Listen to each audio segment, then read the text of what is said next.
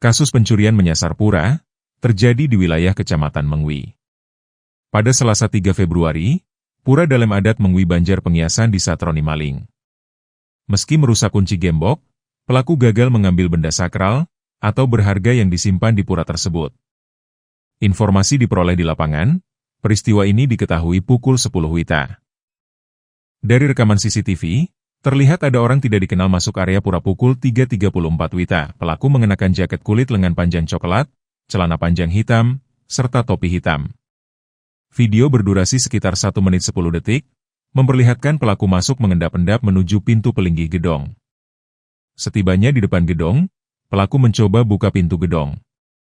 Setelah berhasil dibuka, pintu gedong dipindahkan ke sisi kiri. Pelaku masuk ke gedong, dan beberapa menit kemudian keluar, dan memasang pintu gedong. Setelah itu, pelaku kabur.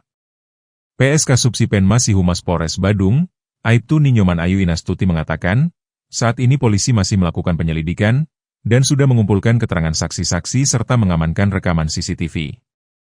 Kertanegara, Bali Post.